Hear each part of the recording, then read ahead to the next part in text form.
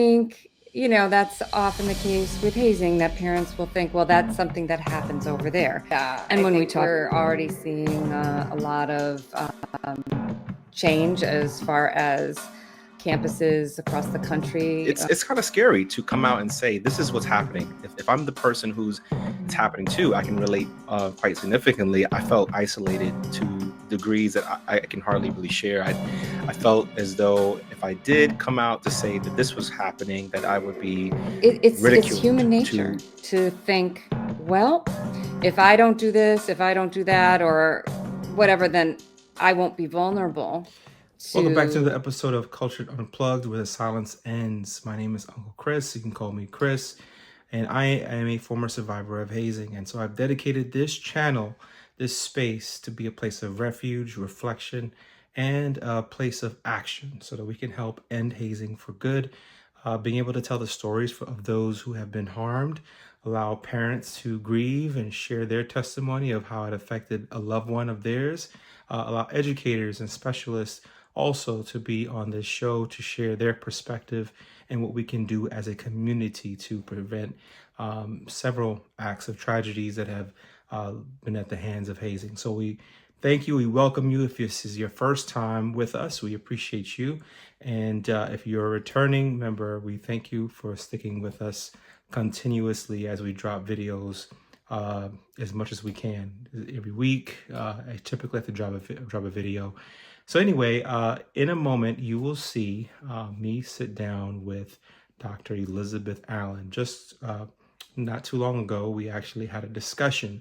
So it's about back to school, back to hazing, what we can do to prevent this and how to be aware and stay really on target. So if you're a parent and you're watching this, you're trying to figure out how you can prevent you or your son or your daughter against any type of hazing, this video is for you. If you're an educator looking to understand the voices who are leading the change, then this video is for you. So don't go anywhere. Watch the video in its full entirety because Dr. Elizabeth Allan, who is the founder of StopHazing.org, was so kind to share not only her perspective, her history with the organization, how she's come to want to be a part of this movement, but also how she has done incredible work, things that she's seen has really affected her ever since she started, and her continuous journey, especially on the legislation end, to help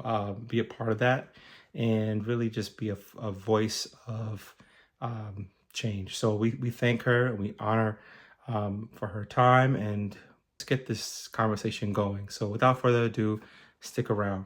This is where the silence ends.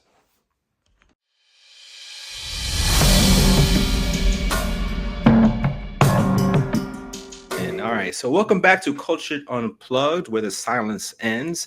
As thousands of students head back to school, something else is quietly returning too: hazing. It's not tradition, it's abuse, and it's claimed over 100 lives since the year 2000. But here's the truth: hazing thrives when we stay silent. That's why I'm beyond honored to have Dr. Elizabeth Allan, one of the nation's leading hazing researchers and the director of StopHazing.org and founder, here with us tonight. We're going to talk about what students and parents must know this back to school season and the steps we can all take to protect students and hold organizations accountable. So before we get into it, I want to remind you, you can support the National Hazing Research Fund and help fuel prevention efforts nationwide. The link to give is in my bio on the YouTube channel, and every single contribution makes a difference. So let's keep these stories from being repeated. Dr. Allan, I want to thank you for joining us. With so many students stepping onto campus for the first time this coming season, this conversation couldn't have happened really at a better moment. So let me start with this. Why is back to school season such a dangerous time when it comes to hazing? Well, I think there are a lot of reasons why hazing, is likely to happen during back to school season. It's a time when many students are looking to join clubs, organizations. They're starting as new athletes on a team sometimes. And so, those circumstances make it, an environment where hazing can occur, because it's a time when people are looking to make new friends and be part of something. And so since hazing really is something that happens as a part of joining or participating in a club, organization, or team, it's easy to see why back to school season would be a time when we might see increased reports of hazing. Do you see any change that the school will probably take as far as actions against hazing right now in terms of this upcoming school season? Oh, definitely. Yeah. I think we're already seeing a lot of change as far as campuses across the country being more proactive, and they know they need to comply with the new federal legislation, the Stop Campus Hazing Act. And so we're hearing and providing support for folks on campus, working on campus, to be in compliance, and that includes, documenting hazing incidents, but also implementing prevention.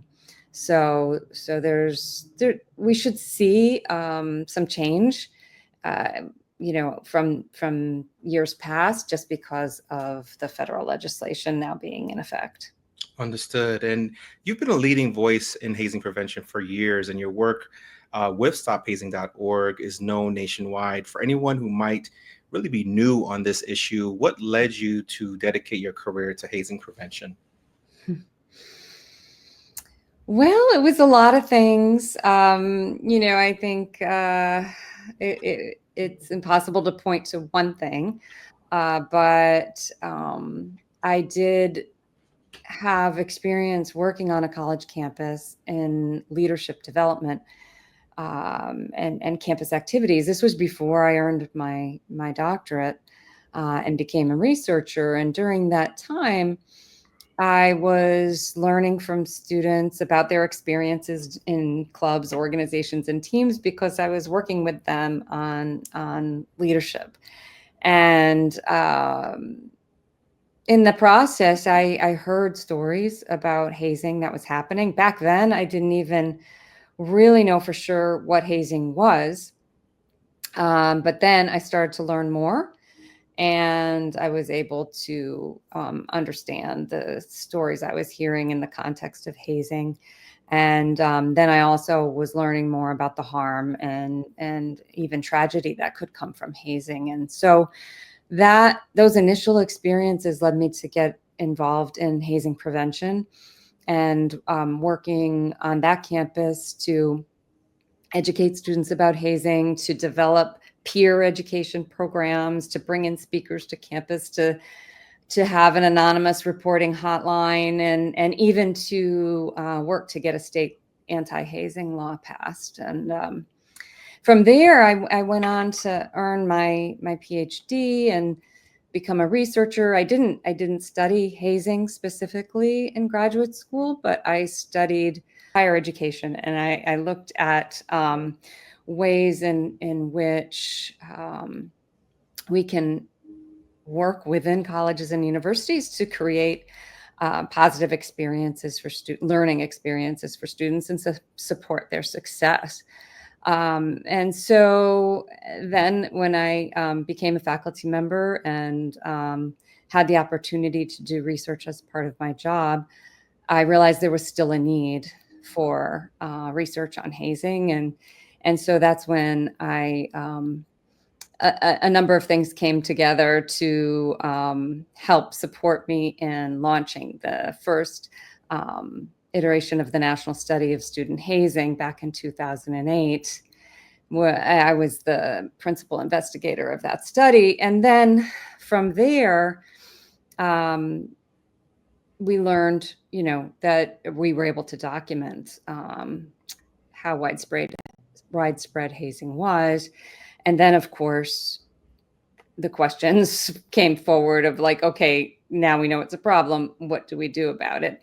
And so from a research perspective, there really wasn't much out there to guide practitioners and knowing, what would be the most effective approaches. And so that's a lot of what I've been doing over the past 10 years is focusing on building a knowledge base about hazing prevention from the research.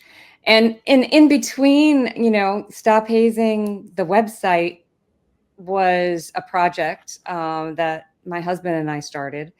And that was while we were both in graduate school.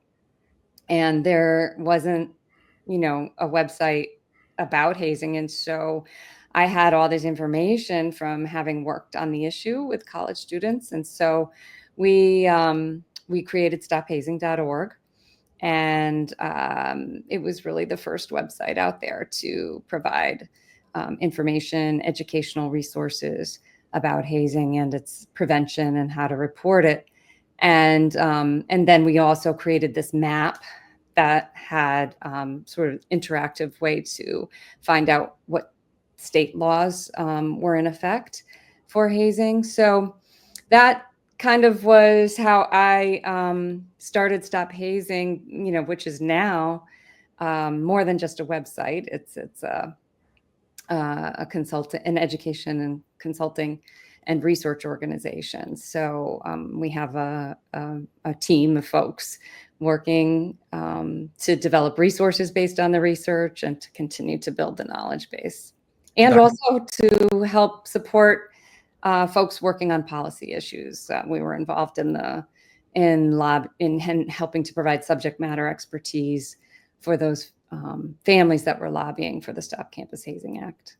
Dr. Allan, I think I would want to say, I'd be remiss if I didn't say that the work that you all are doing with stophazing.org has been an incredible and I believe powerful. And I think it's very synonymous to the work that we are doing here at Culture Unplugged, and really to be a voice for families and parents, especially who are looking for the answers. And since the inception of stophazing.org, can you share a little bit about the most memorable impact that it's had, you think, since it's founded? Well, there have been many, many things that I've been privileged to see change over time. We still have a long ways to go, but I think being able to see the federal legislation be signed into law after years of knowing many of the families who were lobbying for that legislation, who were taking time year after year to walk the Hill in DC, to talk with their legislators, to work and support and tell their story, their painful stories of tragically losing children to hazing. And so, to see that come to fruition was a major milestone, and to know that Stop Hazing was able to play a part in that was very gratifying. There have been other things as well that I think are noteworthy in terms of seeing, the shift in awareness and understanding. And again, we still have a long ways to go. However, there are some things that, having been in this for more than a couple of decades now, I can see change and how people understand hazing, the fact that people are asking how to prevent it, for example, which wasn't always the case. The fact that people understand that it's not just a fraternity issue. The fact that people understand that it happens on a spectrum, that there's a whole continuum of behaviors that can be included in hazing. So there's been a lot of progress, and it's good to see some of that change. And we just have to continue to accelerate the pace of that change so that we don't see any more harm coming from hazing. Thank you, Dr. Allan. You mentioned other areas where hazing happens. We know it happens really everywhere, sports teams, clubs, even professional organizations. What do you think would just be something that parents can do right now to just have the conversation with their son, their daughter, a loved one, and readying them as school begins here, this actually within at least this week, next week, school is starting to accept students back in. What would you say to that? Such an important question. And we do have a blog post on the Stop Hazing website called 10 Tips for Talking with Your Teen About Hazing. And that was written by a colleague, Dr. Lisa Stephen. And building on her work, I would say, and the theme of our session today is just bringing voice to the silence. So starting there, it's human nature to think, well, if I don't do this, if I don't do that, or whatever, then I won't be vulnerable to this bad thing or some kind of harm that will happen, or could happen.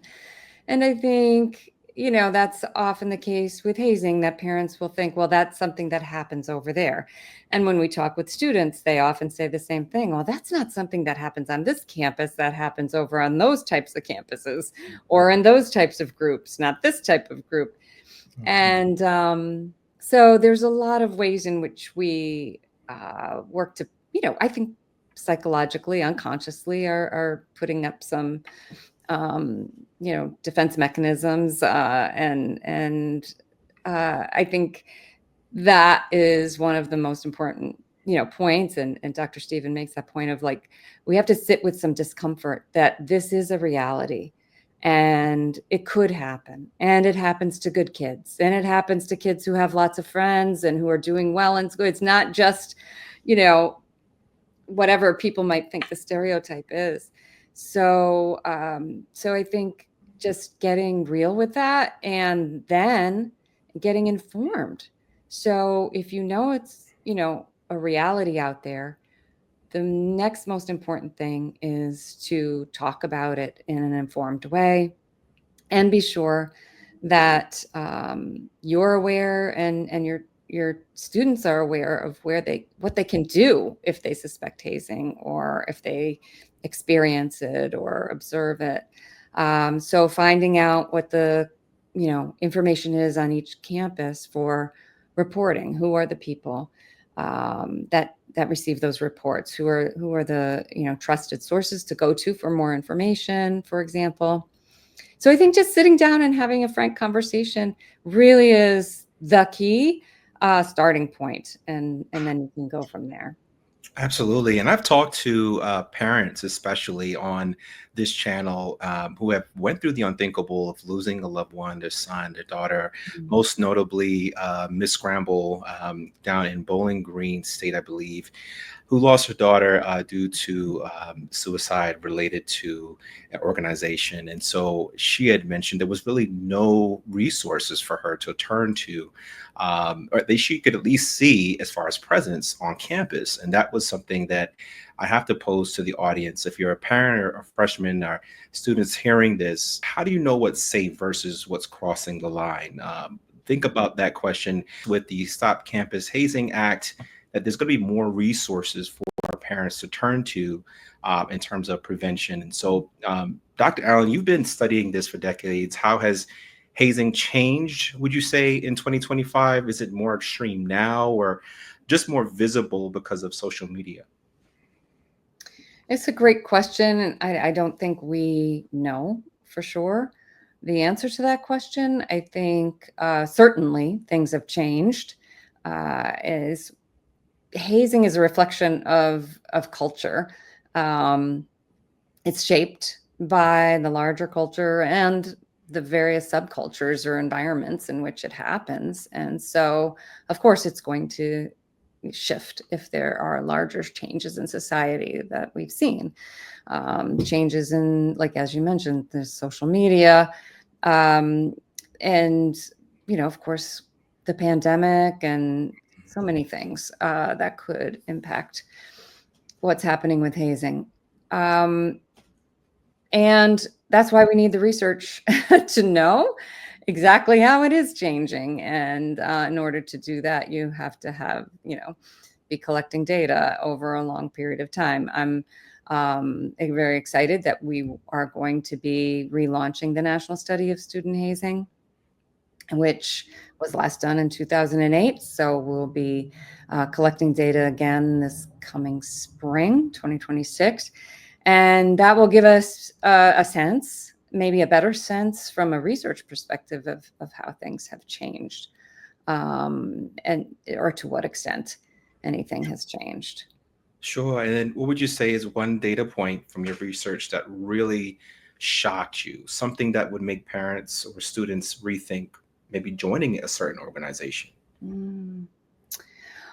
Well, I think the 55% figure, so more than half of college students who belong to clubs, teams, or organizations had experienced some form of hazing in the national study.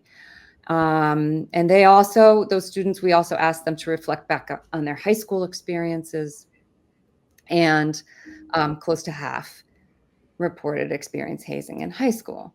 So it's really important that we start to address this issue earlier than college. And I wasn't shocked by that number, because I had been had the Stop Hazing website. I'd been receiving email messages from folks who were in many different kinds of colleges and universities and different settings and different types of organizations, saying they were experiencing hazing. And I think that's another thing but I did find that many others were very surprised to learn that hazing wasn't just happening in fraternities or on athletic teams. To find that hazing was happening in intramural sports or performing arts organizations, singing groups, of course, marching bands.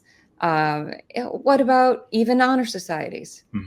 So in academic clubs.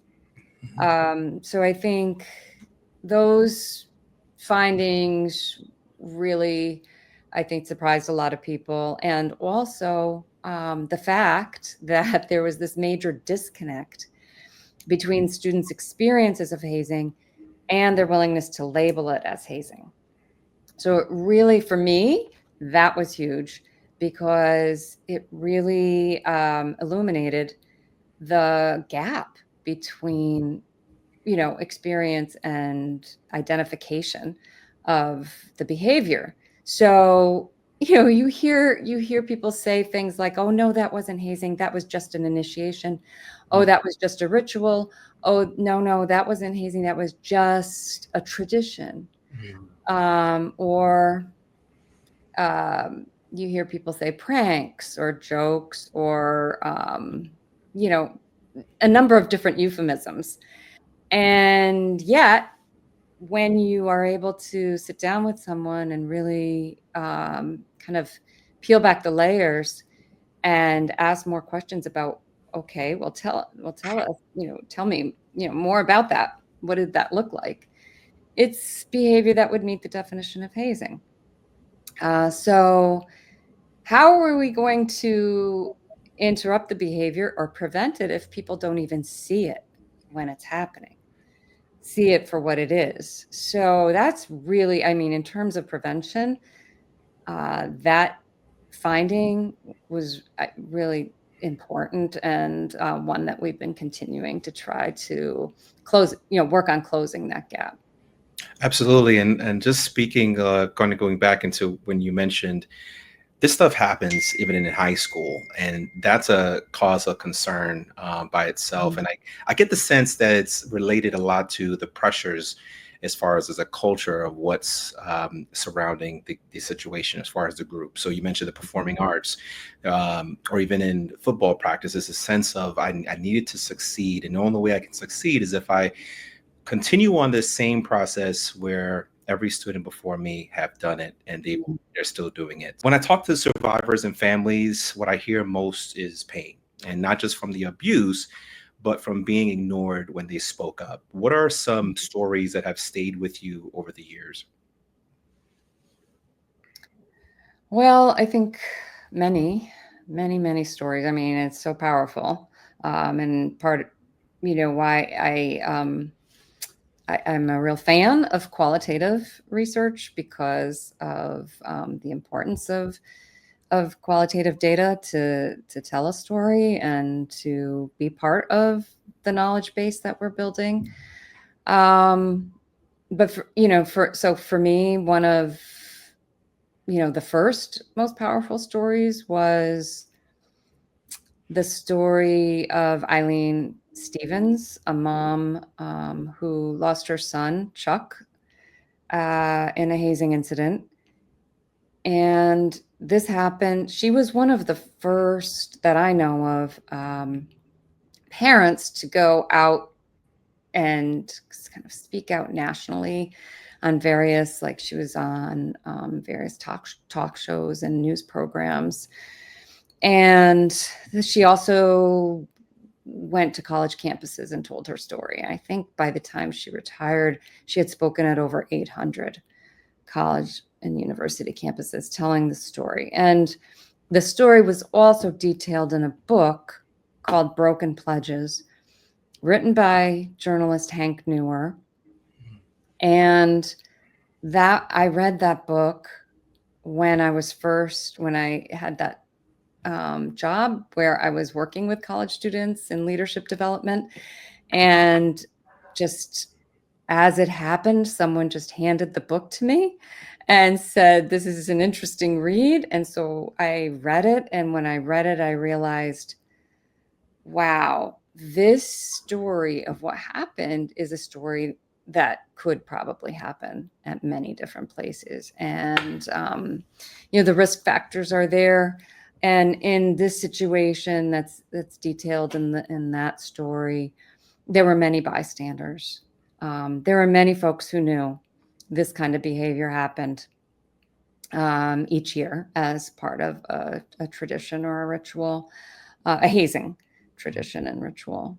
And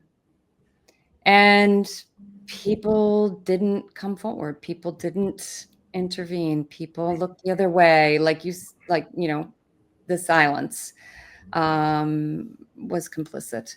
And so it really moved me. And so much so that I made the commitment that I was going to do whatever I could to speak out and to try to use whatever influence or opportunities I had to make a difference. I can't thank you enough for stepping in the ring against this, because as a survivor of hazing, someone who's seen it firsthand, and really kind of come out on the other end, it took me 15 years to get to a place where I could really feel comfortable to be a hero for someone else. Really, not even necessarily focus on being a hero, because let me take that back, but more so someone that could be an advocate and lead someone to safety. And that's the thing that I think resonates well with what our effort tonight and having this conversation. And I can't thank you enough for what you've continued to do and rally for. So let that be a true testament. I know you've seen firsthand how schools often handle these cases. Why do some institutions still struggle to take accountability, even when lives are at risk? Oh, there are so many factors playing into that. And, that's really what we're working on, is how do we reduce the barriers to change? Because hazing is so senseless. The harm from hazing is absolutely 100% preventable, and it's completely unnecessary in terms of, I mean, the goals that are sometimes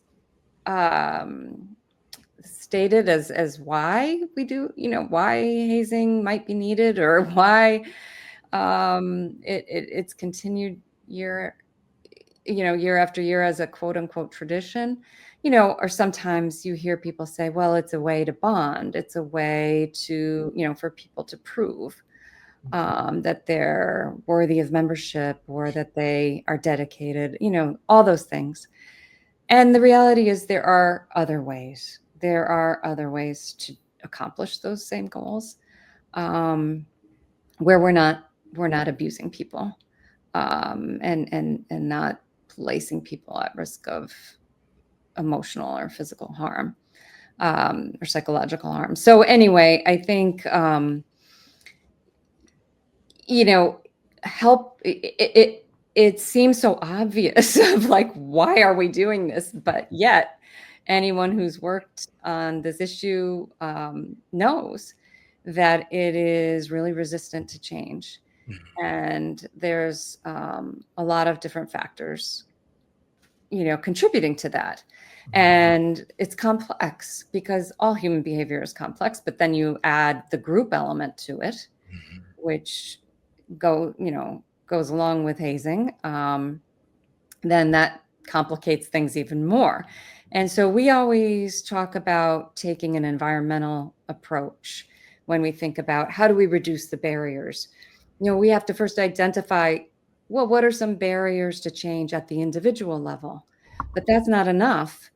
We also have to look at, okay, what are the barriers to change in the groups? Like, it's not just the students who are in the group at the moment, it's also the legacies, the alums who came before and how they're continuing to influence, or not. Like, there's also the families, and that some families who have who are really excited for their students to be a part of this type of whatever the group is or team, and the student don't want to let their families down. There's so many different factors, and sometimes it has to do with the institution maybe not having a strong enough taking a strong enough stance, communicating its policy related to hazing and holding people accountable.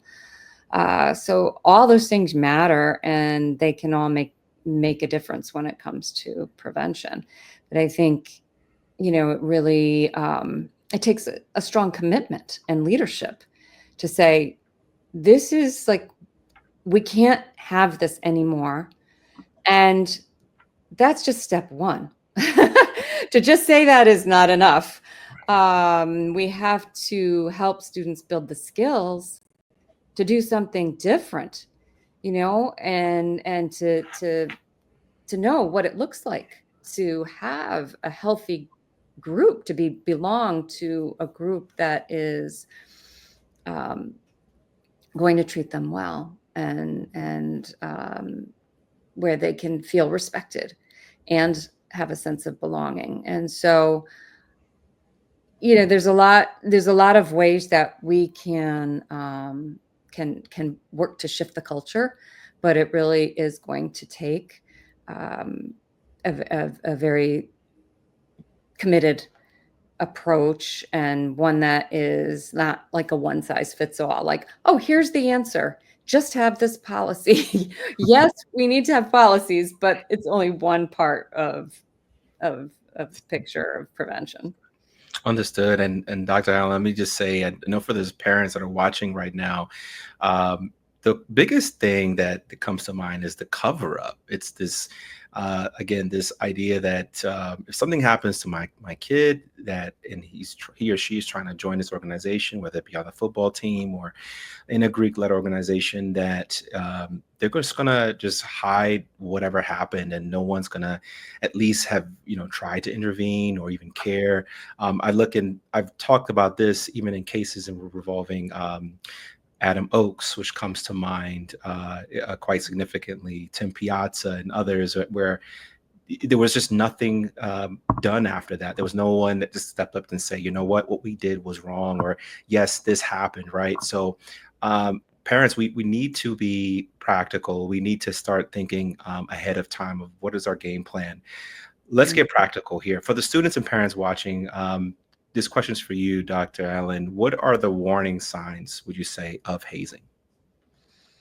Yeah, we have a resource on the Stop Hazing website called Red Flags of Hazing, but so folks can go there as a follow-up. But I think really important to pay attention when your student is joining a club, team, or organization for behavior change that could involve things like excessive tiredness, exhaustion, because of sleep deprivation, for example. If they're isolating themselves, if it seems like they're only allowed to associate with members of the group and they're not spending time with other people, other relationships, or even sometimes being able to communicate with family. Change in appearance and hygiene can happen sometimes. Sometimes there will be things posted on social media. Sometimes the student will even say, this is really, really hard. And, I'm exhausted. I'm tired. I don't know if I can keep going. I mean, those are some obvious red flags, but there are, other, I think, more subtle indications earlier on. And I would encourage folks to look at the resource I mentioned, the red flags, but also to look at the resource that we have called 10 Signs of Healthy and Unhealthy Groups. And if you look at the 10 signs of the unhealthy groups, for example, a group that is trying to control someone's time, if all your time is taken up needing to be at this organization's location, or working to, having to clean up after the other members of that group, those types of things, especially if they're expected of the newcomers only and not the rest of the membership, are early indications, or maybe even an indication that hazing is happening. Thank you. And it's kind of scary to come out and say, this is what's happening. If I'm the person who's it's happening to, I can relate quite significantly. I felt isolated to degrees that I can hardly really share. I felt as though if I did come out to say that this was happening, that I would be ridiculed to great levels on campus. A part of my whole life as being on campus is really to have that experience, to be liked, right? To be accepted, to be loved among my peers for anything that I do, or to kind of really set the tone. So if a student is witnessing hazing or becomes a target himself or herself, what's the safest way, would you say, to report it and protect themselves? Yeah, such a great question. I think as bystanders, which can be yourself, or you could be an observer to hazing as a bystander. I think, safety is first and foremost, and being able to assess the relative safety, of your various options is important. And that's the kind of thing that talking about that in advance, kind of going through some scenarios before you get into the situation, can make all the difference, because so often people get into hazing situations and it's like it's totally unexpected, exacerbates the sense of vulnerability a person feels, and makes it harder to take the action, even though they know in their gut, this is not right. I don't feel right about this. As you mentioned, you feel so vulnerable, and it's human nature. We all need and want to belong to groups. And when you're, new on a campus, or even if you're not, it's still, so important to find that group. And if you've, had a good initial experience, and then hazing starts to happen, it's very confusing and really, really difficult. I think for folks to, so I definitely want to validate that is something to be expected, and that's why to be prepared is so helpful. So I think assessing your safety and knowing what your options are. So we have a bystander intervention guide, for example. One of the things is, after you assess the relative safety of the situation, do you want to interrupt what's happening? You can do that sometimes by distracting people, creating some kind of distraction, to interrupt the behavior that's in the moment. But you could also, remove yourself from the situation and go and report it, depending on what it is. I mean, if there's distress, someone's in danger, call 911. I mean, that's first and foremost. And then after that, I think knowing who you can contact, who is a trusted, safe person, a campus official, is really key. Sometimes there are anonymous hotlines on campus, but I would caution folks to, by saying that if you report something anonymously, it's better than not reporting it. But there's only so much that the college or university can do if they don't have more information. So, so knowing what your options are, and who you can talk with and how you can file a report, or get more immediate help, like by calling 911 if there's clear and present danger. Sure. Thank you, Dr. Allen, for sharing that. And let me also say that we've seen a push for tougher laws against hazing, and this is happening nationwide with certain select states. Max Groover Act down in Louisiana, Tim Piazza's law in Pennsylvania, Washington State with Alpha Tau Omega, and with Sam Martinez having a law, Sam's Law, and of course also just kind of pointing out the Stop Campus Hazing Act that was passed under the Biden administration last December. Do you believe this kind, or many of these kind of legislations, really will force schools really now to act more transparently and protect students? I understand that websites have started to being updated. I've seen a few, but are you seeing anything at this point where schools are starting to make a shift further from that? Oh, we definitely are seeing a lot of inquiries, a lot of folks asking questions about how to, build their transparency report, and we're providing resources on that. So it's encouraging. I think, that's such an important step for prevention. It might not seem like prevention because it's after the fact in terms of providing that transparency about what's happened, but it is a type of prevention in that it's sending a message about accountability.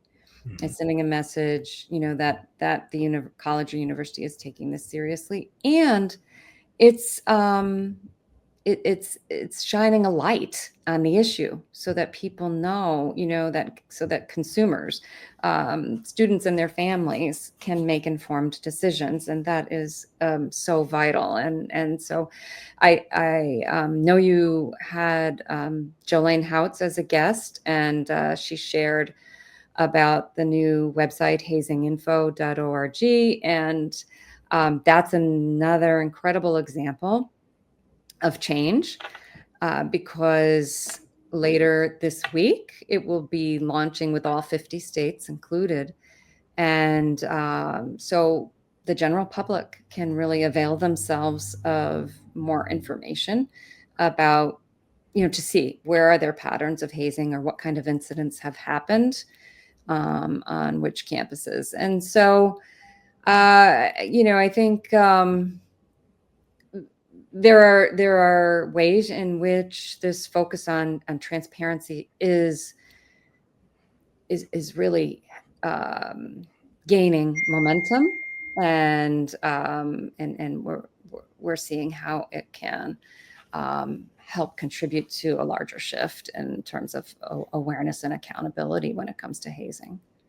Absolutely, absolutely. And then just understanding that from your perspective, what would you say is what's the one big cultural shift right now that could actually end hazing, in your opinion? One big thing. Well, I think I wish there was one thing and that we could all focus on that one thing and it would solve this problem. But I think, the policies that you mentioned, the state laws and the federal law will make a huge difference. They're game changers.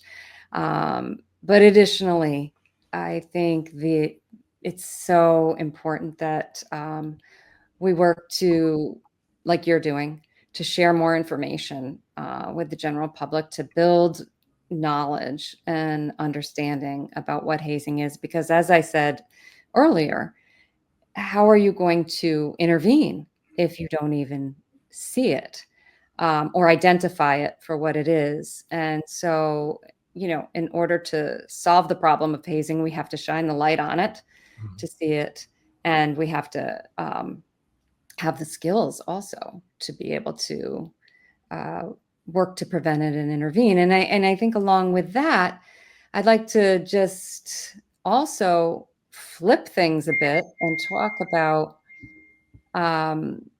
focusing on the behaviors we want to see. And I think that also is an incredibly powerful investment we all can make, which is, okay, we want to talk about why hazing is harmful and why it needs to be prevented. But what is the behavior we want to see instead? We want to see healthy groups. We want to see positive belonging and respect and inclusion in safe environments. That doesn't mean it can't be challenging. Yeah, we need, everyone needs challenge and also support to grow. But we're not going to talk. We don't need abuse, and there's a difference. And so, what if the behavior we want to see is healthy groups and teams, and belonging and positive leadership in groups? Let's do that. Let's focus on that. How do we get there? We can do that. So I think that's a really exciting opportunity, is to also, really, every time we talk about hazing prevention, also talk about what it is we're going to gain. We're not just losing hazing, we're, and gaining safety, but we're also gaining positive, we're also gaining healthy leaders and healthy group experiences, which can support students in thriving and just having, really positive experiences growing as human beings while they're in school, whether it's high school or college. I so agree with that. And I have to also add that we want to help parents and educators alike, help their students, help their loved ones make it across that most challenging stage of college, and that is graduation, right? Making it to the stage that they can be proud to see that their loved one has really put in so much great deal of work, that nothing gets lost due to harm or anything that's been just really attacking for their future. So that's something that I think is incrementally important. Dr. Allan, this has been powerful, and it has been truly an honor to have your presence here at Culture Unplugged, to really really be a voice and really a fight against hazing nationwide for your work. I can't thank you enough. For students heading to campus right now, what's the one message that you'd give them if they were sitting here right with us at this moment? And how can your viewers support your work that you do at stophazing.org? Well, thank you, Christopher, for this opportunity, and thank you for the work you're doing on this issue. And I think that really relates to one of the messages I think is so important, and that is that it's a community issue. When hazing happens and there's harm, it impacts the individual, but also has ripple effects out. Of course, families and friends may know and may feel it, but even those who might not know about what happened feel it in other ways. There are so many ways in which the negative consequences of hazing play out in our environments. And so for that reason, I think it's really important for everyone to understand it's a community issue. That means we all have a role to play in its prevention. And so for everyone out there, think about ways. There are so many ways in which you can make a difference. And one of the simplest ways is to just talk about the issue, to bring it into the light, to break the silence, to just have a conversation with friends and family, and to look for opportunities to share information and resources about hazing and its prevention. You could do that. You could join our ambassador group.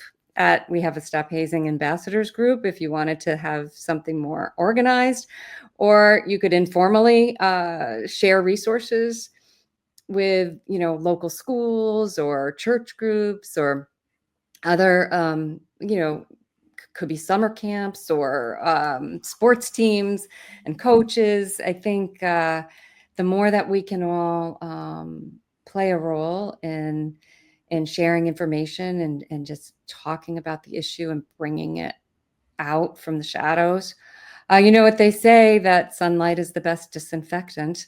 And I think that's your theme as well. And the theme for this podcast is breaking that silence. And so I wholeheartedly agree. And I think that's just one really simple way. I mean, I say simple, that doesn't mean it's easy.